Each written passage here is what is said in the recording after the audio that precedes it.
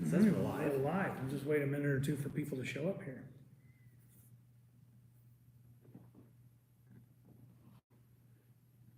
If I start doing something, so maybe I should like, take this and go walk in the woods. It's recording, right? Yeah, yeah. So they'll get the full video. That was great video. It was bizarre. Yeah, it's taking a minute for the notifications to come up. Usually it takes about a minute. Hmm. Do you see it on your end? Let's see.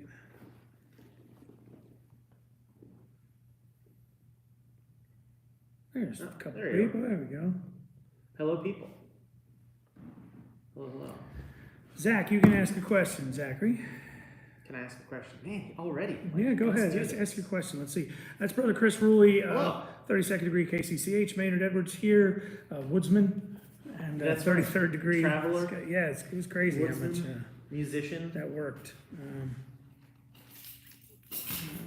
Chat. So 19. send me, yeah, go ahead and send me your questions. We'll do our best to answer. But just beware that if somebody asks rude or being belligerent, we do reserve the right to kick you out.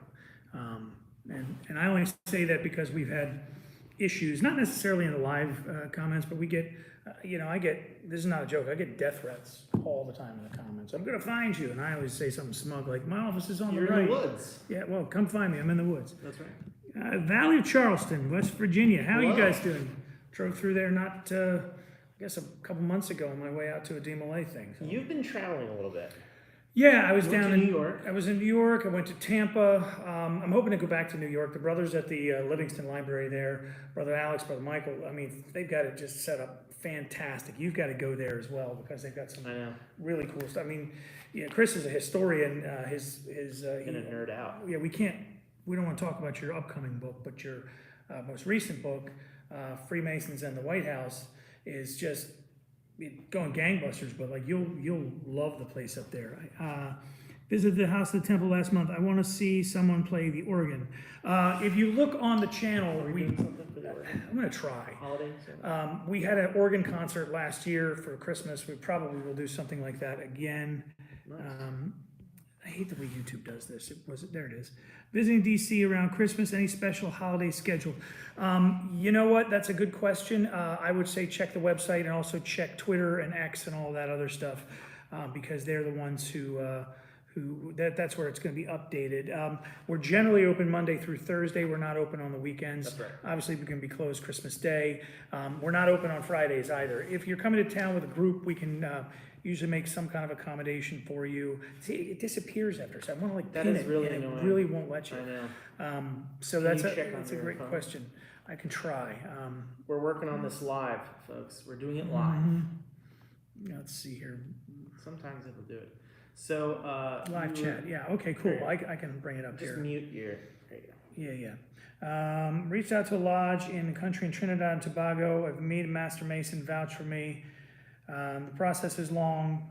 Yeah, the process is absolutely long to becoming a mason. I always tell anybody the first lesson in Freemasonry is patience. Right. Because a couple things. First of all, everybody doing this, with the exception of just a handful of us, Cedar Rapids and Phoenix, good to hear you. With the exception of a handful of us, nobody gets paid to be a Freemason. It is always a volunteer job. And so the guys who are bringing new Masons in and things, if they have like a busy week at work, I mean, right now it's November. Everybody's got crap they got to get finished before the end of the year. That's right. I know you do. That's right. Yeah. And it's like, so things get a little wonky. Also, lodges are dark in the summertime, so it's challenging. So if you have petitioned a Masonic lodge, you can be a little persistent, but be also a little understanding because it takes, I would say, just to get in the door from the day you drop off your petition until the day let's say the day you first make contact until the day you start the process of becoming an entered apprentice, anywhere from 3 to 6 months is basically normal. So patience is the first thing you will learn in Masonry. There's also nothing wrong with reaching out to the secretary and just saying, hey, gentle reminder after the new year, because he's focusing on the next Worshipful Master or perhaps the same Worshipful Master but the next year. So it's always helpful. I was in Johannesburg and I met a brother who was like, "Oh, you're a Scottish Rite Mason? Yeah, but you're just so young. In our jurisdiction, or in our area, it takes like years to become a Scottish Rite Mason because they do it like only once or twice a year. They'll do a degree once or twice a year, so it takes a decade or maybe more. Yeah.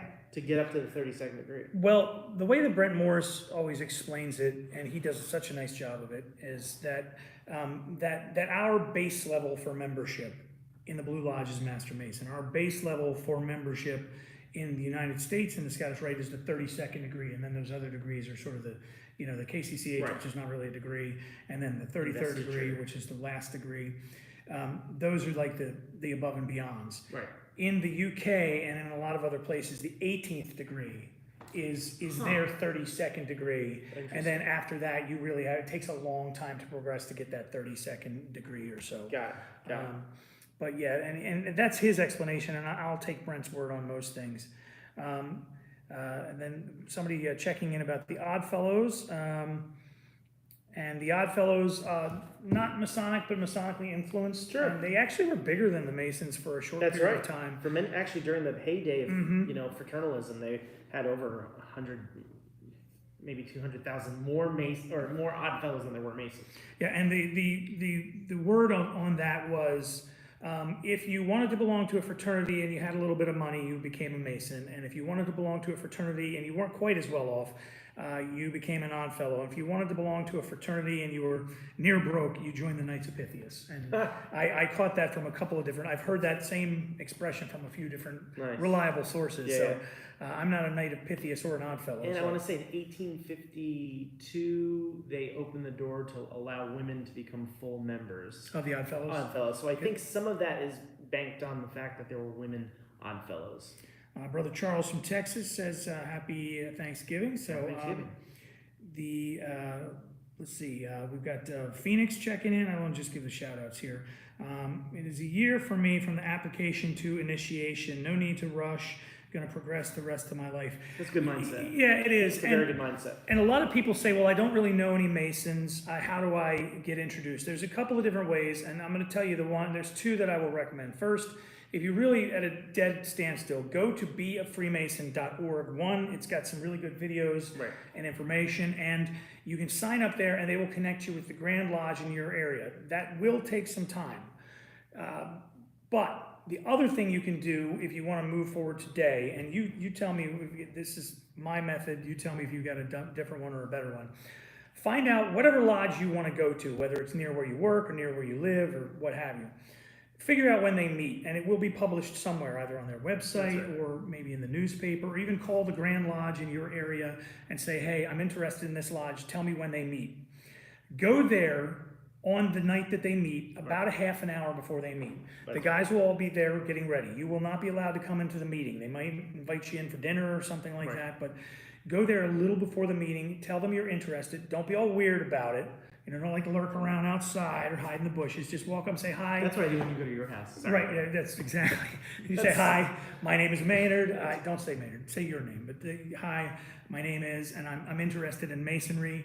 And the guys on YouTube told me to come visit early and introduce myself. So that's why I'm here. Yeah. And they'll go, hey, great, let's set up, and they'll introduce you whoever's in charge of membership for their lodge. I think that's a good way. That's right. And some lodges do dinner before the meeting, so that's a good opportunity to meet everyone. They're all running in to get their dinner before the meeting starts. Some lodges do the dinner, perhaps a festive board after the meeting. So really, I recommend reaching out to the secretary, finding out what their schedule is. Also, the other thing is some lodges will do social activities, social hours. They'll all go out to a, not in a tiled meeting, but like they'll go out to a activity. They'll go, fishing or hunting or something, or perhaps go to a bar, a family event like a football game or something. So you can join them as well.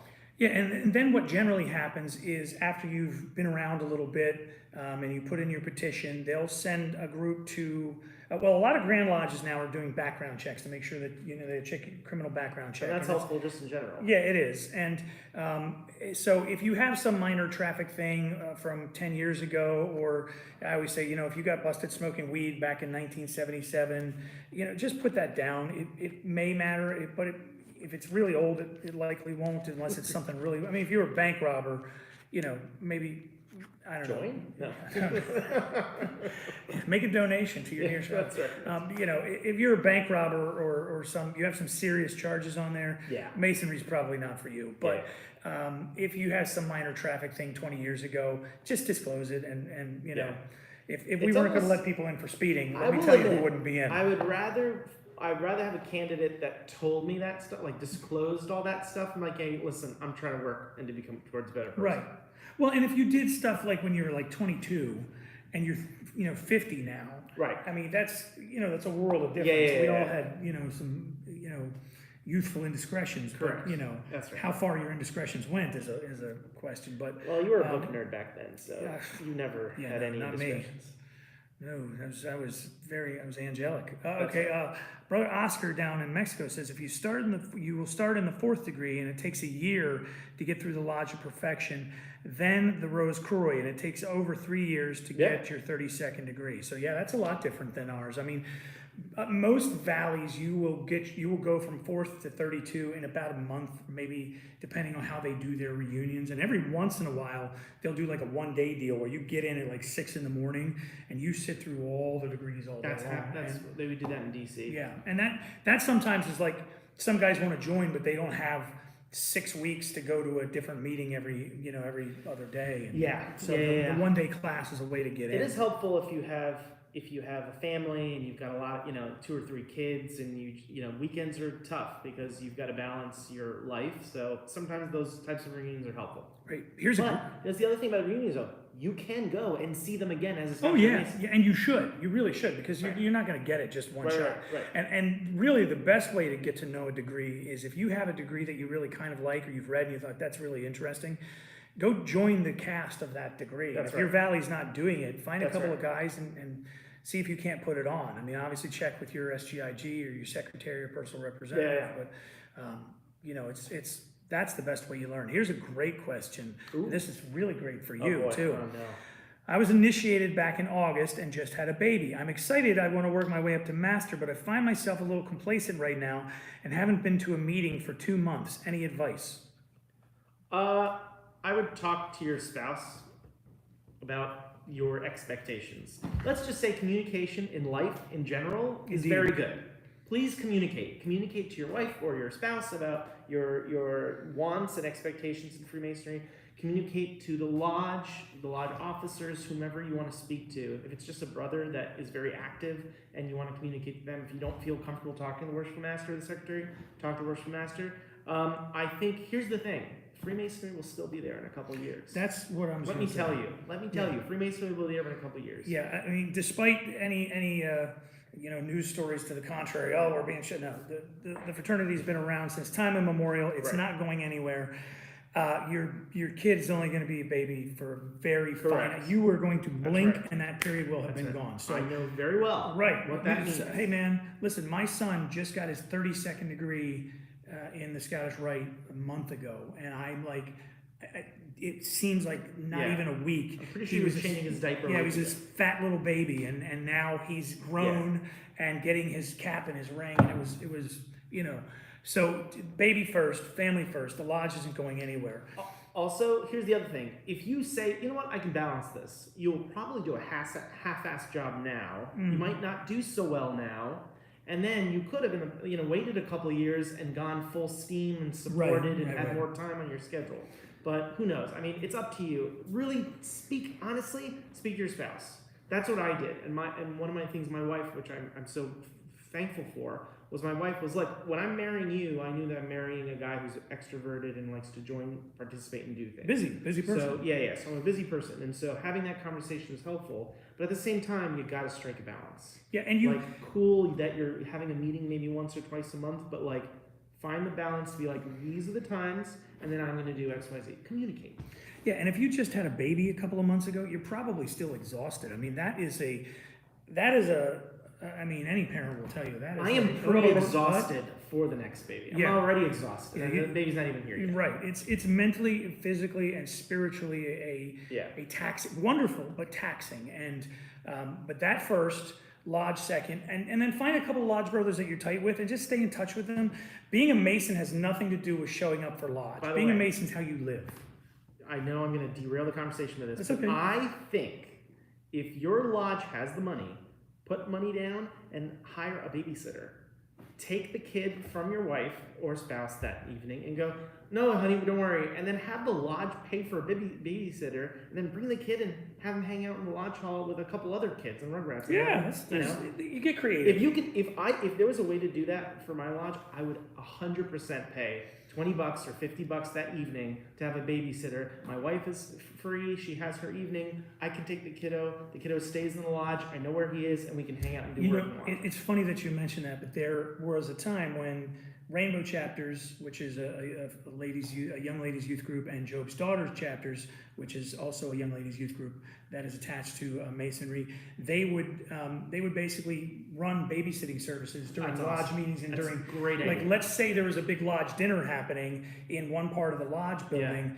In another part, the Jobies would be in there and they'd be babysitting all the little kids. That's great. And it was it's very, because it really is very family oriented when you boil it down. So I would say, stay in touch with your lodge. Absolutely put your family first.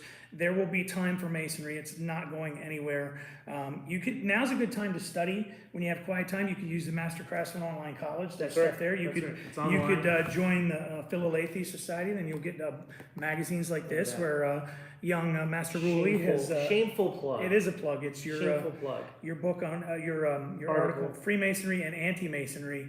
And I took this to read on the plane, and I sat on the plane and was out in 10 seconds, so I didn't get to read it yet. But I want to preface that it wasn't because of my writing. No, I didn't even open this. I sat on the plane, and as soon as the hum started, I was like, I'm sleepy. Good. I just want to clarify. No, I haven't read it at all. I enjoy your writing very much. I appreciate that. Fellowcraft Prince Hall here, brother, from the island of Trinidad. Welcome, brother. Any specific book you would assist with Fellowcraft studies, understanding Fellowcraft, that you recommend? First of all, great to hear from any Prince Hall brothers. Love having you guys jump on. Or just, brothers. So they're books that you recommend, Fellowcraft. Fellowcraft? That's a good one. There's a lot for people who are sort of on the on the porch, so to speak, entered apprentices. And there's a lot for Master Masons, but I kind of want to say wait a little. Yeah. Wait a little. Just finish. Now, that's just me personally, because I think if it's written about a Fellowcraft, I'm not sure. Now, here's something I think I could recommend. Okay. From Serbia checking in, man. Hello from Serbia. How do you say hello in Serbian? What's Serbian? I don't know. Speak in Serbia. Gosh, I'm ignorant. Serbian. They speak Serbian. They're Serbian? It didn't sound, I almost said it, but it didn't sound right. I think if you go to the Masonic Service Association of the United States, or of North America rather, check just Masonic Service Association, Google that. They have got short talk bulletins specifically about Fellowcraft. And what the short talk bulletins is they're designed to be sort of mini lodge education pieces, and they're generally in a pamphlet, but they've produced a bunch on podcasts that are excellent. If you go there and you look up Fellowcraft, they've got a whole list of stuff that's Fellowcraft. So it's not a book exactly, but it's a good... that's a good point. There are also podcasts. It's not necessarily books, but there are podcasts. There's things you can listen to. There's audiobooks. So Prince Hall, brother, I would say try that. That would probably be a good thing to check out. Brother Rick Mubarak, he's one of ours. He's a Maryland, I think. He's a Maryland Mason, but a DC Scottish Rite Mason. Worshipful Master Mubarak, I think he's still Master. That's true. Has not yet invited me to come do a speech at his lodge, but that's okay. Now that was I joke. That was a shameless plug. I joked with him because I know Rick. I joke. Yeah, Rick's great.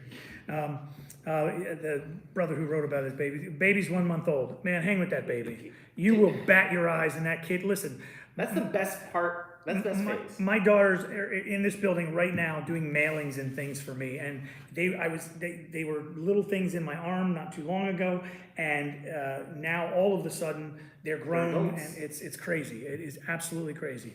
You will blink and it will be over. Okay. I don't know what that word is, but someone wants to know, does the all-seeing eye represent, what does that say?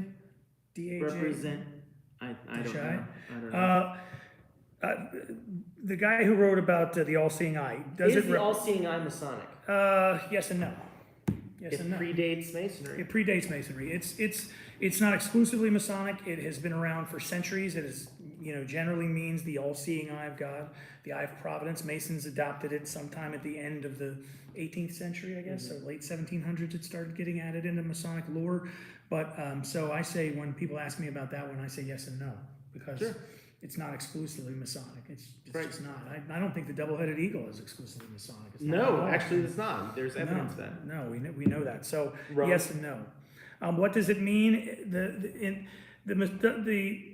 The eye generally does mean like the eye of God or the eye of a god. I know the Provenance. Egyptians use it. Yeah, but like the pentagram and the rainbow and 1,000 other symbols you can mention, it is interpreted differently by different cultures throughout hundreds, if not thousands of years. And so to say it means this one thing is just incorrect. I'm proud of you. What is it, 12:21? So my over-under for you mentioning the pentagram was 15 minutes above. So you did a great job. I get so irritated by it. It's just ridiculous. Fredericksburg, Virginia has active members. Oh, so a guy, I saw this. Lodge mean? Yeah. So a brother, I was trying to find this question. So a gentleman asked about, he's not a Mason, but he asked about, he's in his 20s and he says, will I be surrounded by old guys if I join a lodge, essentially? Depends on the lodge. Depends on the lodge. Depends on the lodge. So that's why one of the things you mentioned before was go visit the lodge. Mm-hmm. See if the lodge has your culture, if it's interesting, if the people represent the people that you want to be with. I don't mind hanging out with older gentlemen. I spend a lot of my time with you sometimes. That's not. Yeah, see, he did that. I'm joking. No, but it I depends was on the waiting lodge. for that. Depends on the lodge. Depends on the lodge. Yeah, you cut that part of our game, by the way. No, I didn't. I left it in there. Did you? It's in there. Yeah, it's okay. okay. Anyway, yeah. So I think you should check out the lodge, go around. And my thing is, when I go to a lodge, so when I see someone who's interested in joining Freemasonry and they come to my lodge, I will say, have you checked out other lodges? Is this your first lodge you've been to? Because if it is the first lodge you've been to, consider going to different lodges, seeing, and then sometimes when you go out to a different lodge and you see how different it is, you appreciate the younger guys who are there. Not every lodge is filled with young professional men who are interested in the Masonic experience, but sometimes, the older crowd gives you a little different experience in the Masonic experience. I would really agree with that, and I would say don't just go to the lodge that happens to be closest to your house. Consider a lodge that might be a little bit further away that has a culture that's more in tune with what it is you're looking for. Yes. Every lodge has its own. It's like a culture. college or fraternity. It really Are you is. going to apply to one university just Yeah. because it's the closest one to you? No. And one of the things I always ask people is, what's a good night for you to go to a meeting? Because if you have been bowling every Tuesday since you were 15 years old, and the lodge only meets on Tuesdays, well, you're probably not going to go lodge very much. That's right. So find a lodge that fits in with your schedule, and even if you're somebody who works nights, there are daylight lodges. In fact, I'm a member of the Daylight Lodge. yeah, there's almost every Grand Lodge has daylight lodges that are sponsored. There are lodges that meet during the day specifically for folks like that. Famously, Houdini belonged to St. Cecilia Lodge in New York City, which is a daylight lodge that was set up for vaudeville and Broadway performers. They work at night. They go to the stage. I was in the room recently. It was really cool. The over-under for Houdini was 5 minutes. All right, that was so really you bad. now we're way over. Yeah, that was bad. I expected more from you. Charleston, South Carolina, the home of the Scottish Rite. Yes, sir. Thanks for checking in, brother. 1801. Nebraska. Let's see. Don't you take time for lunch? Thanks. So that's one of our folks who just checked Do you in. want to take time for lunch? Yeah, we're going to go to lunch here in a few minutes. If you've seen our full videos of our bodies, I think we've got to cut out Yeah, lunch right. or get a salad. So one thing I've asked is, being a defendant in a juvenile court case should be disclosed on a petition for... Just be as open with the be as petition honest as process possible. Honesty's never going to hurt you, Be really. open to the petition process as possible. Here's a guy going to a lodge dinner tonight. Congratulations. If that's your first connection with a lodge, congratulations. If it's not, and you're just going to lodge dinner, then I'm so proud of you. Yeah, Please right, tell us, just because. Just tell us what lodge you're going to. Yeah, he did. It is Montrose Masonic Lodge number 63. So Where? in Montrose. Okay. So Please let us know the state, yeah, the valley, yeah, please, the orient if that you're in. lodge- It helps us. lodge number and all That's that right, stuff that's helps. Let's see what else we got here. I did see someone mention the recent things about Vatican. We're not going to speak for anybody other than ourselves, and all I want to say is Freemasonry doesn't interfere with anyone's faith at all. Whatever your faith is what you do. We have other than to say that that's what they said. Okay, that's what they said. That's what we they have said. real no comment on it because Masonry doesn't comment on those More kind of things. importantly, how much flack did you get for the Killers of the Flower Moon video? Not too much. A few Okay. people wrote to us and said, hey, you're covering wrong. up this, that, or the other thing. And Oh no, not about that. About just like the general of like, should this guy have been a Mason? He should have been kicked out? oh no, there's You know, all nobody that who stuff. didn't agree that he should have been kicked out. There were people who said, oh, you guys have been complicit in all this time. Basically, we were all, you and I might as well have been there holding the paddle ourselves, was the general tenor of it. Sometimes people like that. Let's see here. Passed an apprentice lecture last night, waiting through the Fellowcraft degree last. Right on. Congratulations, Yeah. Aaron Apprentice, my brother. How have the apartments affected the temple? You're referring to our big Yeah. construction project Yeah. out back. So here in the House of the Temple, which is on 16th Street in Washington, D.C., directly in our backyard, which used to be our parking lot, there's a very large apartment building now. I mean, it was an open space. It wasn't like a proper parking lot. It was just an open grassy Right, field. right. And we all park there. Yeah. And now there's a apartment building there, and it has, the construction period was a little challenging getting in and out of the building and things like that. But now, a little bit. But you know what? We've got a garage over there now, and it's great. I think it's going to be a great thing. I think it provides us income that we can use, Mhm. that we can move towards programming. So I think that's important. See, all-seeing eye is another. Folks still discussing the all-seeing eye. Yeah, I mean it's a lot of symbolism. If you've got any further questions, I don't see too many questions on here, and if I'm missing one, please just repeat it. Really. So Happy to answer your questions. yeah. So let's talk about your article in Philolaethes here. First of Sure. all, tell people what Philolaethes is and how to pronounce it. Philolaethes, the It's Philolaethes. a terrible word to say. That's It's an awful Greek. word. Philolaethes, it's the Journal of Masonic Research. It is published. And letters, it says. And letters. Well, sometimes people submit letters, and we hope you do submit letters. But it is a research journal. It's one of the oldest research journals in the United States. Similar to Herodom in that, we submit or you receive interesting articles from very good researchers. Herodom sometimes tends to be a little bit more Scottish Rite focused, but not necessarily. So Philolaethes and Herodom are really good if you are a researcher and interested. And so I wrote an article. It's a two-parter. This is the first part that recently came out on anti-Masonry and President John Quincy Adams. Adams had a very interesting life with the Freemasons, and in this journal article I basically pulled everything from the Massachusetts Historical Society, which digitized his diary. It is extensive, it is detailed. I mean, he does a great job in terms of keeping everything noted. I mean, there was one part where he even noted how much money he paid towards building the DC Masonic temple, back in 1824 or 1825, whenever it was. And so it goes through some of the history about Quincy Adams. It goes through a lot of the Masonic connections that he had. He participated in a lot of activities, and then right around the anti-Masonic period, which this article gets towards and then sort of ends because most of the anti-Masonic stuff is covered in part 2. It's talking about his relationship with Masonry, how people used to ask him. They went to the White House, the President of the United States, they'd go to him and say, "Mr. President, are you a Freemason?" And he would say, "No, why would I be a Freemason?"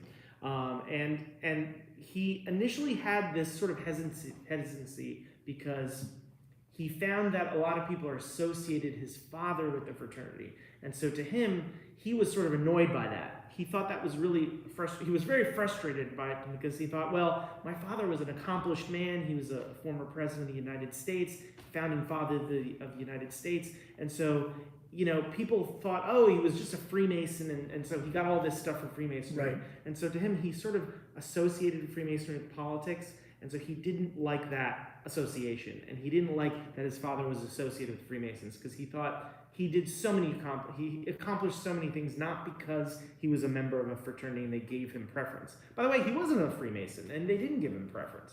And so the article goes into a lot of those little nuances.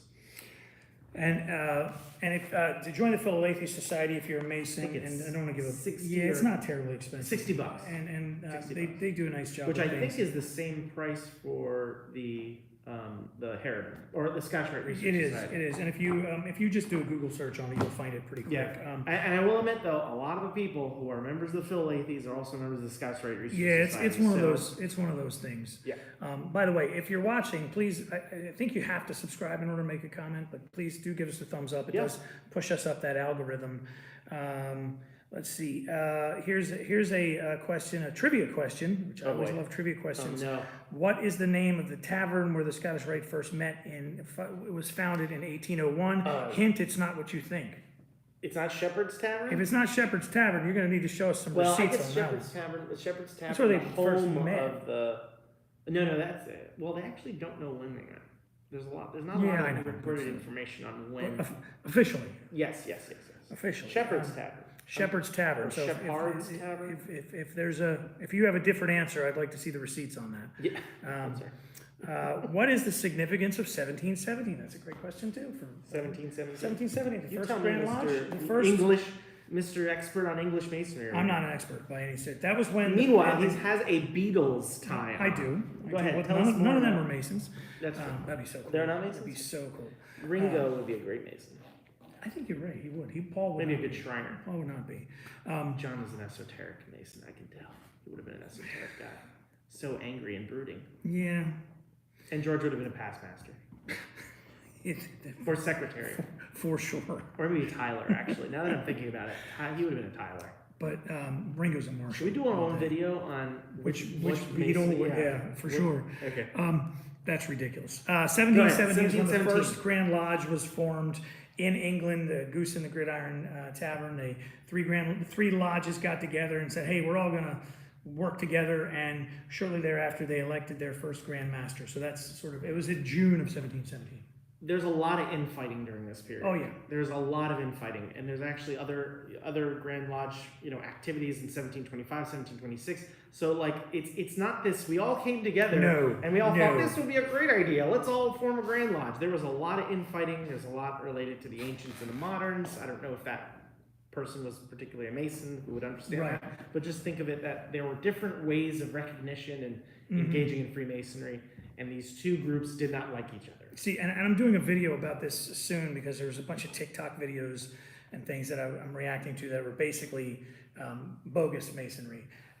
People who are not, and in Freemasonry, recognition is everything. If your Grand Lodge is not recognized by the other Grand Lodge, then we don't view it as being legitimate. And we have, that's how you... Recognition. And recognition changes from time to time. There's some states will get mad at other states and be like, we don't recognize you anymore. They drop recognition. And they drop recognition. And so those guys... Often around political things. Yeah, those guys can't sit in each other's lodges. Now, it doesn't happen a ton in the U.S., usually, other lodges will get together and be like, come on, guys, shake hands and get over it. And they'll work it out. That's right. But, Grand Lodges come and go in other countries because, for financial reasons. And then somebody will start a new Grand Lodge and then they have to get recognized by other ones and Supreme Council. So it happens from time to time. And that's what was going on in 1717 is these couple of lodges got together and said, okay, we recognize each other. And then they kind of started putting together, and it sets a standard for how you operate, how you meet each other. It helps clear up any confusion because sometimes there is confusion. Here's a really good. According to the local historical society in Charleston, the tavern had been sold several times. In 1801, it was called the City Tavern. All right, we're going to check that one. Cool. I'm sure somebody knows that off Art or somebody knows that off the top of their head. Is he? He's here today? Yeah, he is. Okay.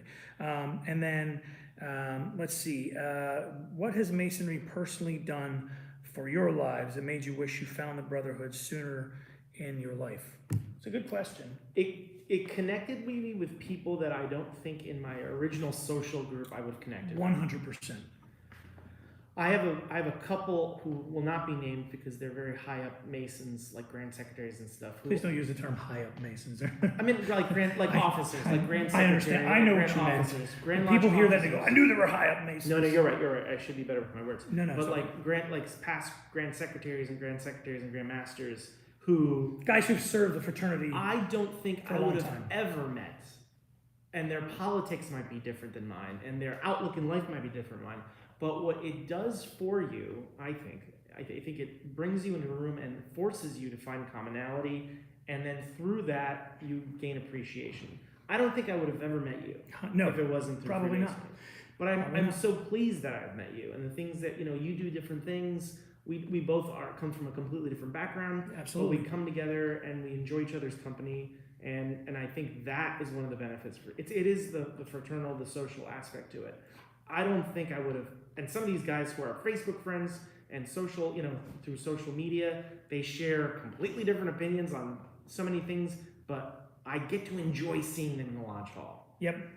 That would absolutely be my answer. When you're a kid, your friend group is based on where your parents chose to live and what school you go to. That's right. When you become a grown-up, your friend group ends up being somewhat limited to the people that you work with because you're with them 7-8 hours a day. Right. And they may or may not, friends. yeah, they may or may not be like, good people with a similar value system. But Masons, we have a same, sort of a core value system that says we're all men of faith who want to be better tomorrow than we are today. And when you get in that room, I was a radio DJ and a lifelong rock and roll musician. And, those are the people that I associated with were other members of the radio staff and then other musicians and things like that.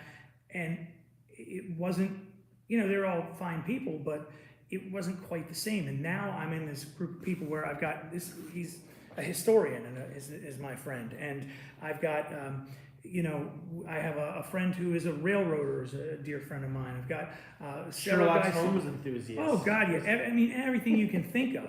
And it's so great to have those other perspectives in life. It really is actually refreshing to be in a room of people who they're not in the echo chamber with everyone. Yeah. And so you can hear those, and sometimes it's frustrating, right?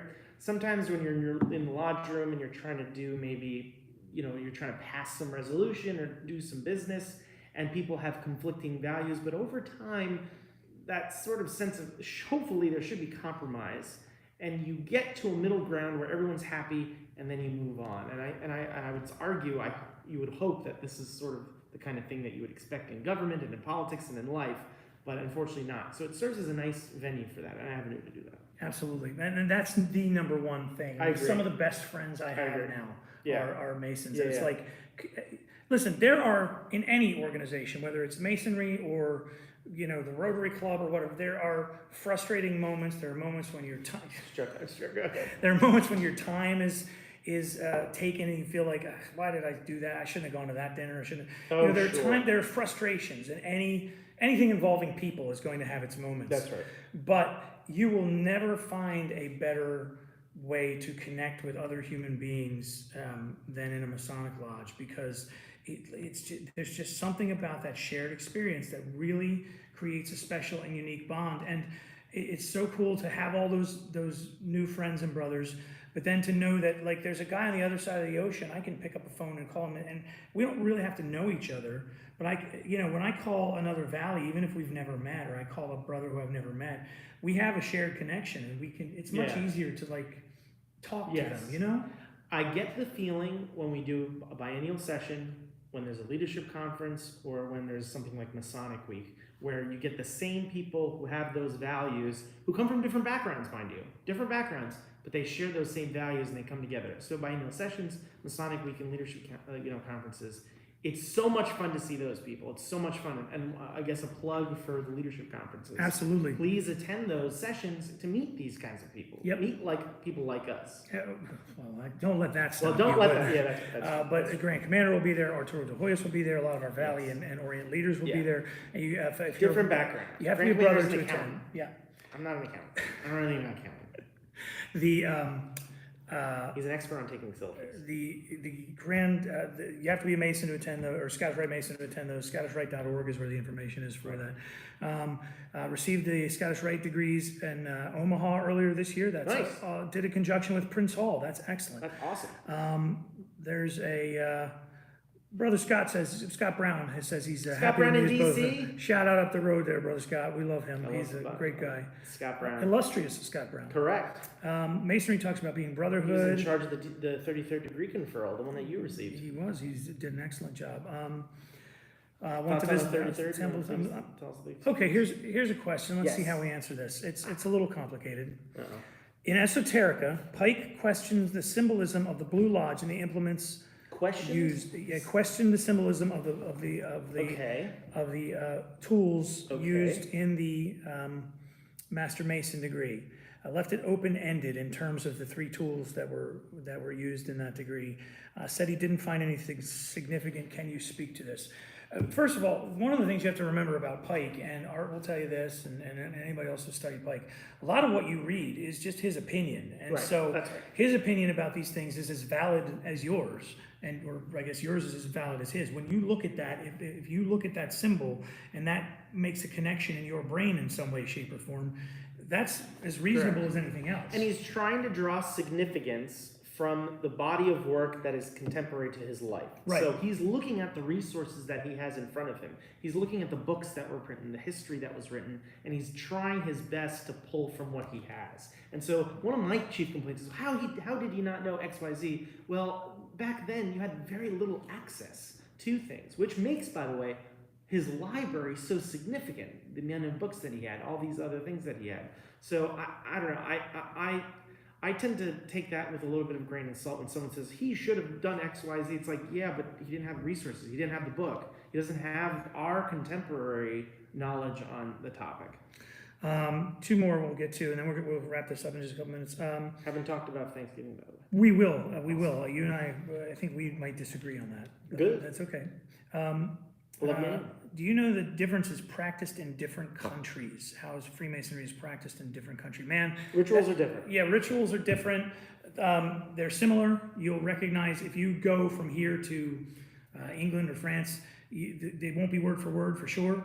Even if you go from here in Washington, D.C. to Pennsylvania, it's not going to be word for word. Yeah. But what we call the landmarks of Freemasonry will be similar, Yes. real close, meaning the things that really matter in terms of identifying one Mason to another, those remain pretty similar, that you'll be able to understand them. But they're very different, and there's some organizations, Masonic organizations and other Grand Lodges that only allow Christians or only allow a particular faith, and then there's some that allow atheists, which we in the United States don't allow. In regular Masonry. Tips on if you're traveling. If you're traveling abroad, contact your Grand Secretary and have your Grand Secretary reach out to the respective country's Grand Secretary for a proper introduction. Don't just show up to a lodge meeting in a different country and expect to be welcomed. You may not necessarily be welcomed as appropriately. Contact your Grand Secretary's office, have them contact the respective Grand Secretary in your different country, and then have that discussion. And please do that weeks or months in advance if you can.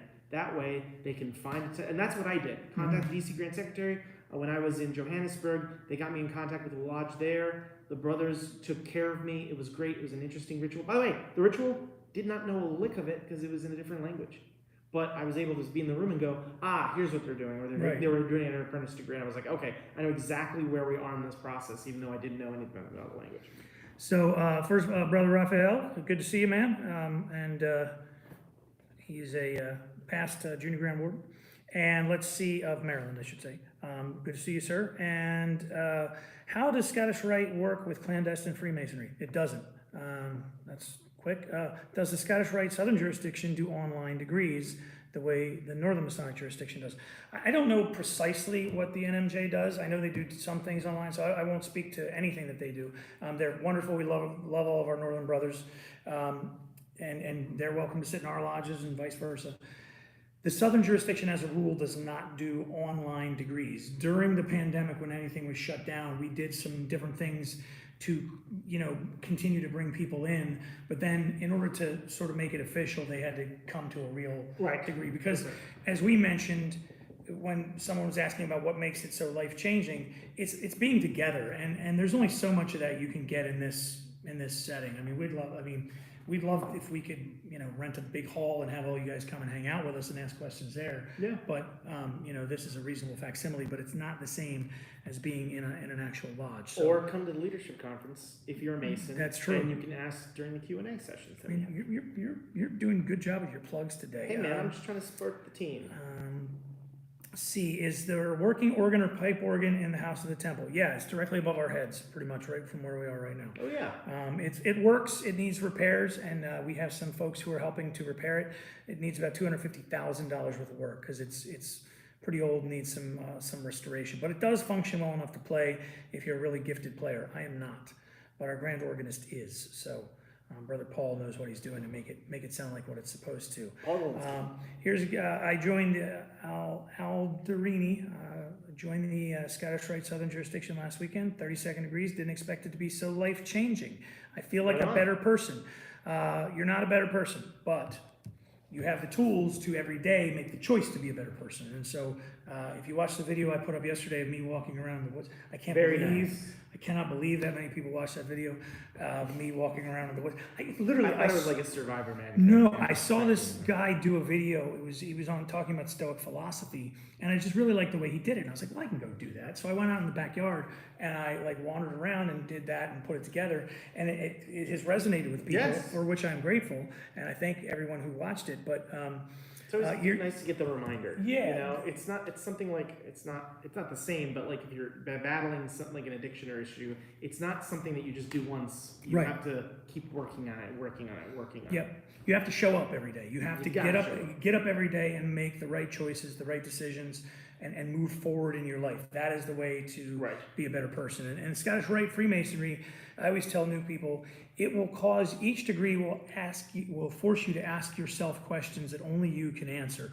And your answer to those questions will be determined how you move forward and how you can improve your life. And so you have those tools, you have that opportunity, you have brothers around you that you can ask questions. So, call your Valley Secretary and say, hey, Maynard said call and ask this question. And he'll put you in touch. He'll either answer you or put you in touch with someone who will. I also feel like if given the context of the time when this stuff was written and when this stuff was really created, the degrees and Scottish Rite degrees, I think those were very novel and interesting and unique things. Now we take it for granted. Right. Because we go through a liberal art, or you go through school, you go through a liberal arts education perhaps, and you learn a lot of these foundations outside of Freemasonry. But you gotta consider the context of the time. When most people did not go to elementary school or high school, they were out, they were working in manual labor. And so to do that, to be a farmer, to be a craftsman, to then come to a lodge meeting every month or so and talk about liberal arts and principles and science and mathematics is sort of revolutionary. And I think that's, you gotta put this stuff in context of the time. Here's a question. How can lodges advance and increase membership numbers after such a global shutdown? We have worrying numbers in California. There's worrying numbers all over, but part of it has less to do with pandemic-related things and more to do, obviously that caused a definite gap in initiations. I'll say those Zoom meetings were more attended during COVID because people were in the room. They couldn't, they had the ability to watch the TV or watch Zoom meetings. That is why our Grand Commander still recommends that lodges or that valleys that are able to do a portion of their valley meeting online through Zoom, so that maybe you've got an older guy who doesn't like to drive at night, or he's taking care of a sick spouse, or you've got somebody who moved away from the valley, they still want to be a part of things. The Zoom component of that will allow them to still participate, and that's again, it's not 100% the same, but it's pretty good. I will say though, to answer that question of the brother, the experience matters. Yeah, the experience is so important. When you walk in, consider visualizing what your experience as a new candidate would be. How is the entrance of your Masonic hall set up? Is it decorated well? Is it proper? Is it welcoming to bring someone in? How are all the people around there, assembled? Do they look disheveled? Are they clean? Do they wear perhaps a clean business suit or something? How is the initiation done? Is it just sit down and watch as we do an exemplary, or do you go through the initiatic process? So if you find ways, and they could be so minute, like just nice dinner plates and nice utensils. If you find ways to improve the initiatic experience, do it the way that you wish it would have been done for you. Yes. And even above that, like take that 10% and multiply it, I agree with that 100%. I'm actually, my upcoming book called, Stop Whining About the Ritual. It's literally is what it's called. Is about the idea of how do you build it. And there's a little bit of a if you build it, they will come type of thing. Yes. If you create the experience you wanted, and that takes time, okay? It is not a fast-moving ship by design. Right. By design, it is a slow-moving ship. Right. You get in, you have to work your way through the chairs, and each chair has its own little lesson that comes with it. Each officer's position has its own little lesson. And if you go from the door to the east and you've done it properly, by the time you get there, you will have built enough, I don't know what the right word is, you will have enough information to be able to create the experience you want and bring people in and do that. But you have to be the driving force behind it, and you have to do it gently. You can't be a jerk about it, like walk in like a bull in a china shop. You have to realize and be kind to people as you're working that way. And I think there's a lesson that most Masons overlook that I always point out when I'm asked to speak about this topic. Because one of my favorite things to do is speak about how do we use these things how do we take these things that are these philosophies or these symbols, how do we actually apply them in real life and in real time? And, we're always told, to be one, ask one, to be one, ask one, you have to come and ask, you have to come and ask. Well, that's the very first lesson in Masonry. And that is, you have to be proactive in your life. You have to make the decision that I am going to come forward and I am going to step forward and do this. No one can do it for you. No one knocks on that door for you. Literally, no one will do it for you. You must do it for yourself. Right. And that is a lesson to be proactive and engaged in your own life and in your own experience. So whatever it is that you're doing, you need to be the guy who steps forward and be the guy who says, yes, I'm going to take that on. Now, that gets you into trouble and could cause a little bit of Masonic burnout if you're not careful, but be proactive and be engaged in your own life. Do not be someone who comes in and sits on the sideline and waits for someone to tell you what to do. Yeah. Now, also don't be a jerk and be what can I do? Of course. Some politeness and gentleness goes a long way, but I really think that a lot of people miss that lesson. Let's see. Does anyone have, how much of the original Freemasonry rituals exist today and how much has been changed? The original Freemasonry rituals. Okay. Hang on, hold on. I've got the original ones. They're in a folder over here. No, there are no original Masonic degrees per se. These are things that developed over a period of time, and even though in lodges we say no man can change Masonry, it changes like every year. Yeah. It really does. Certain things change. Right. Not everything. Some things remain the same. That's right. Certain things change. Now, there has been great care and work done from a research perspective to find these and to catalog these and to document these. And so there are Masonic groups that just focus on reprinting old rituals and ciphers. There's something called the Allied Masonic Degrees, which basically compiles those rituals into a group. And so if there's an AMD council out there, you can learn more about that. There are academic scholarly approaches that Masons have been taking to find those answers and to record them and to document them and share them out. So you've got to join the Philalethes, you got to join the Scottish Rite Research Society, you've got to consider joining some of these research-based institutions. Also, consider looking at your lodge of research, your Grand Lodge. If your Grand Lodge has a lodge of research, consider joining them and becoming a member. Absolutely. Submitting papers. Almost every Grand Lodge has a lodge of research. So there you go. So reach out to your state's or jurisdiction's Grand Lodge. Find out if they have a lodge of research. Find out how to get in contact with them. And most of these organizations now are doing video calls or Zoom calls, and they're presenting papers virtually. Let's see. Why does the Blue House, the ritual, use the word compasses instead of compass? Because only dumb Americans call it the compass. It's compasses properly. It's two things that are stuck together at the top. There are 2 points. They're the compasses. Translation. Yeah, only dumb Americans say that. I'm not saying that. And our original rituals do come from the British Isles, like it or not. So that's, that's where it comes from. That's why we use the term. People really get whooped up online about the term Worshipful Master. I get death threats over that all the time. You're not supposed to say you shouldn't say worshipful. You shouldn't say master. Okay, it's not master so first of all, Master Mason is a lot like Master Carpenter. It doesn't mean that I'm the boss of all. It just means I'm the master of this particular set of skills, or theoretically I'm the master of this particular set of skills, like Master Carpenter or Master Electrician. You are elected by the brethren to Yes. serve as the master. Yes, if you are the master of the lodge. Yes, you're in control of the lodge. That's like a master in a courtroom. Right. And the term worshipful is exactly the same, exactly analogous to the term Your Honor. It's just... It's an honorific. It's an honorific. It does not mean that you are due worship. It's an old word. Look it up.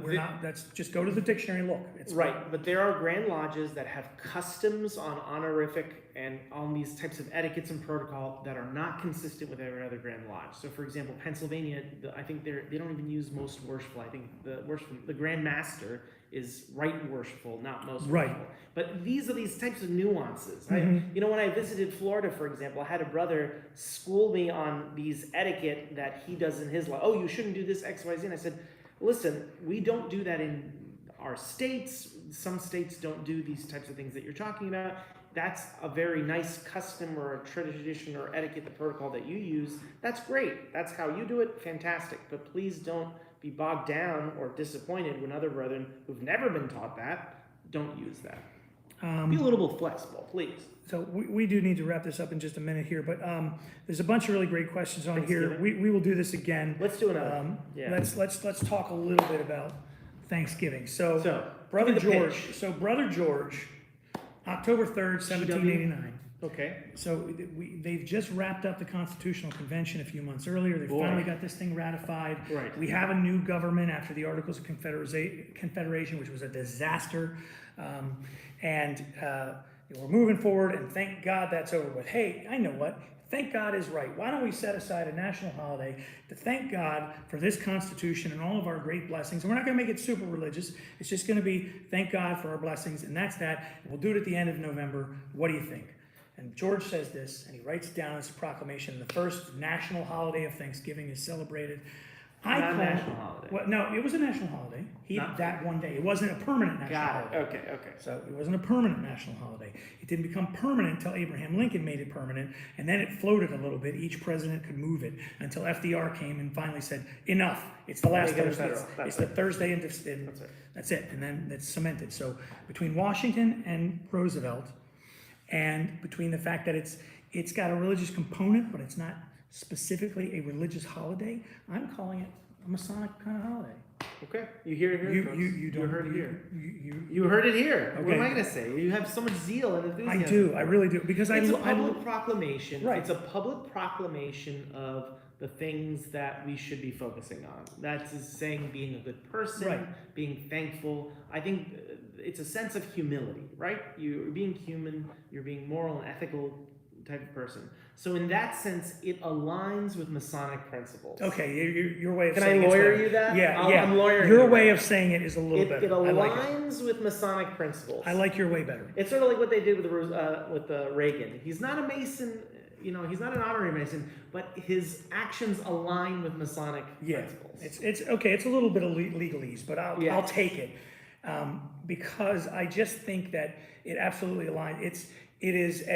We don't care what religion you are. He doesn't say the Christian God. Right. He doesn't say we don't care what faith you are. Right. Take this day, set it aside, and be grateful for what you have. And it's important. Eat as much as you can. Right. And that's also a Masonic tradition. Eat as much as you can. I do have the Belly Mason degree. But think of the context. You're getting it. Stop it, I know. Think of the context of the time, though, right? They just spent all this time fighting, they're now fighting internally, trying to figure out how the government is going to work. They just spent all this time fighting a foreign power. And so to them, this was an opportunity that Washington thought, we need a time when we can relax and unwind. You need a moment to take a breath, take a pause, and do these types of things. And so I can certainly understand his rationale for making a public declaration. Yeah. I want to real quick mention this. How much Egyptian old customs influence degree work? Almost none.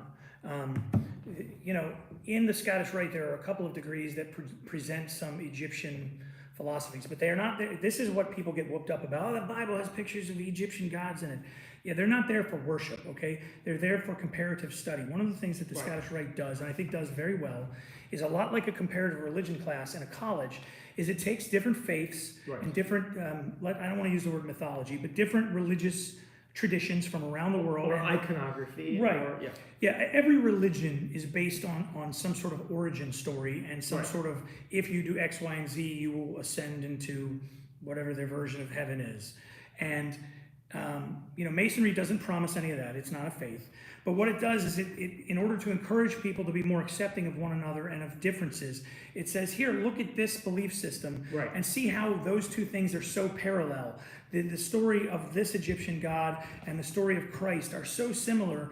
How can we hate people who believe this when what they believe is very similar to what we believe? And it's an effort to compare these things in order to show there is a lot more that unites us than what separates us. And so why argue and fight over these tiny things? We'll let God sort that out when the time comes. In the meantime, let's all shake hands and work together as good people while we're here on earth. That's what the Scottish Rite, part of what it really teaches.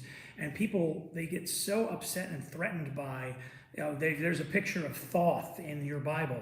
Right. It's not in the scripture. It's in the study guide in the back. It's a function of pedagogy. It's That's teaching a class 101. How do you learn? It's by using examples. Well, what examples do we have? Well, what are the base? What examples? What structure or institution out in the world in the late 18th or 18th and 16th century, 17th century, excuse me, had a set of morals and principles and themes? The church. Or churches, or different churches. So it's a classical pedagogical example. And lead by example. Show people examples. That's how you learn. That's how you lead. That's how you move forward in life. The other thing to mention is that people tend to get whooped up about, you're sitting in lodge with people that are other religions. That's sacrilegious. You can't do this. Blasphemous. What? First of all, I don't know where you work that you think everybody believes exactly what you do, but you must either you work in the church or you sit at home all by yourself all day, because everywhere you go, you are with people who are different than you are, and they believe different things. And so because of that, but when Masonry started, in the 1300s, let's just pick a ballpark time, 1300s-ish, that it was uncommon. Everybody, either you believed this or you're a bad person, you don't allow to work here. And Masonry said, no, we don't care. You believe in God, you're good? Okay. As long as you believe in God, that's fine. Are you the best carpenter or best architect for this job? You are? Okay, then come over here. Yeah. That's what that was about. And, now it's not as big a deal. We're all, it's sort of homogenized. But Masonry was one of the first groups to say, look, as long as you believe in God, we don't care what God is. As long as you're a good person, you believe in God, that's it. But they make such a big deal of like it's some kind of weird thing. I think always in life, especially with talking about research, you got to remember the context of the time. Yeah. It's not, you cannot apply today's standards on something in the past. Now, I'll fight you on the time frame of when Freemasonry was organized, but I agree with you on the idea of look at the general person, look at the individual who was joining Freemasonry. Did they have access to the internet? No. Did they have even an elementary school degree? No. Did they know what, Could they even read? Agreed. Illiteracy was a terrible issue. It was a terrible issue. And so, that's you gotta always apply the context of the time. Amen. So real quick before we bail out of here, what do you have coming up? And I'll tell everybody what's coming up on the channel and things of that nature. I know you're working on a project, your next book, which we can talk about whenever you want. You're still speaking a lot. I mean, he's been everywhere. This guy has been, every time I turn around, Chris is like, he's over here speaking about Mozart to this Annapolis opera company. He's doing that. Was really fun. I really bet it was. God, I really wanted to go. I was tied up that day. It looked really cool.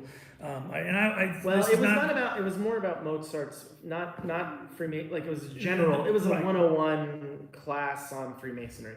No, I'm working on a book. Working on a couple articles for Herodom and Phil Lathes, and visiting Grand Lodge of New Jersey for their educational session. I've got a couple other educational sessions coming up that I can't talk about yet. They're not made public yet. Gotcha. Hopefully. And then I'll be coming with you to the leadership conferences. And I believe, are you going to the Grand Masters Conference? I am. I'll be with you at the Grand Masters Conference. I'll see you at the leadership conferences. Yes, so in the next couple months, we'll be in Seattle. We'll be in Salt Lake City, Kansas City, Jacksonville, I was just in Tampa a couple of weeks ago. Everybody in the Orient of Florida, I love you guys all. It was such a wonderful experience. Yeah, wined and dined. Yeah, it was fantastic. They really took care of you. Yeah, they did. And I'm speaking Frederick, Maryland in a couple of days. Nice. So a bunch of that stuff's happening.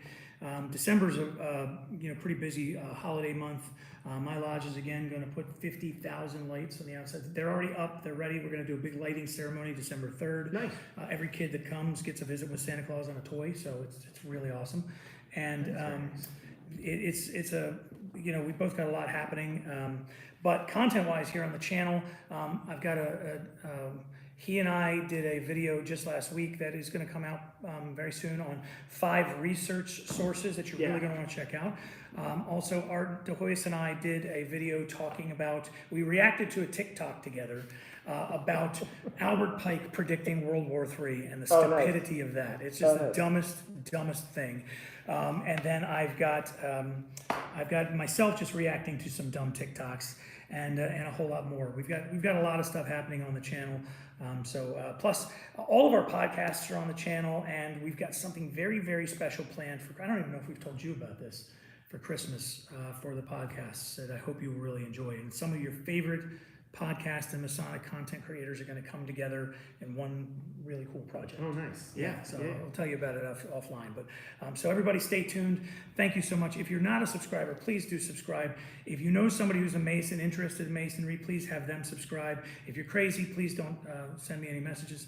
And other than that, thank you. God bless and happy Thanksgiving. Happy Thanksgiving, everyone. I hope you have a great time. I hope you have a relaxing time and a safe one with your family. And do all the things that he said.